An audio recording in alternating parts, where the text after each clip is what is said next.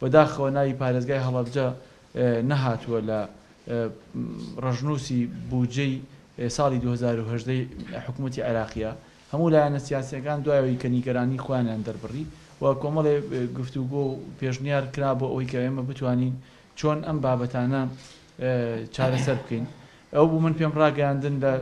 دوو دانیشتنی یەک لە دوای یەک لەگەڵ بەڕێزان سەرۆکی حکوومەت و جەگری سەرۆکی حکوومەت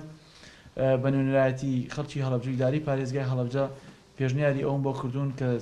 لە ئایندەیە ئەگەر وەفدی دانوستانی حکوومەتی هەرێمی کوردستان لەگەڵ حکوومەتی عێراقیە دانیشت یەکێک لەو بابەتانە بابەتی بە پارێزگابوونی هەڵەبجە و تەفعیلکردنی پارێزگای هەڵەبجە بێت، چکە ئێمە بەپێی یاسا و یاسا ئیداریەکان و بەپێی دەستوریش هەڵەبجە پارێزگایەکی عێراقیە و خۆشتان نەزانن لەو دوای ئێمینەی کە ئەو وەفدەی کە حکوومەتی عێراقی ناردی بۆ مەسەلەی زەرورزیانەکانی بوومەلەرزەکە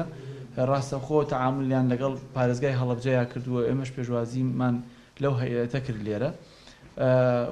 لە بابەتی جێگەکردنەوەی ناوی هەڵەبجە خۆتان نەزانن ئەوە مقۆمقۆیەکی گەورەی لەسەر دروست بوو لەلایەن لایەنە سیاسیەکان و کوردەکانی ناو پەرلەمانی عێراق و فراکسیۆنە کوردیەکانیش ئەوە تا بودجەی ساڵی 2010 تا ئێستا ڕاگیراوە. ئێمەش بە فرسەتمان زانی کە لە هەفتەی ئایندەیە لەگەڵ سەرۆکی سەرجەم فراکسیۆنەکانی ناو پەرلەمانی عێراق فراکسیۆنە کوردیەکانە دابنیشین. ئەوە پێشنیاری لایەنە سیاسیەکان بوو، ئێمەش پێشنیارەکانمان قبول کرد ئینشەڵا لە هەفتەی ئایندەیە دائەنیشین لەسەر ئەوەی کە مناقەشەی جدی بکەین و بۆی کە پشتیوانەیەکی وا دروست ببێ کە ناوی هەڵەبجە ئەم وەک پارێزگا بێنرێت و بودجەی لە ڕژنووسی یاسای بودجەی 2010 حکوومەتی عێراقی جێگەی بکرێتەوە و بەرنامە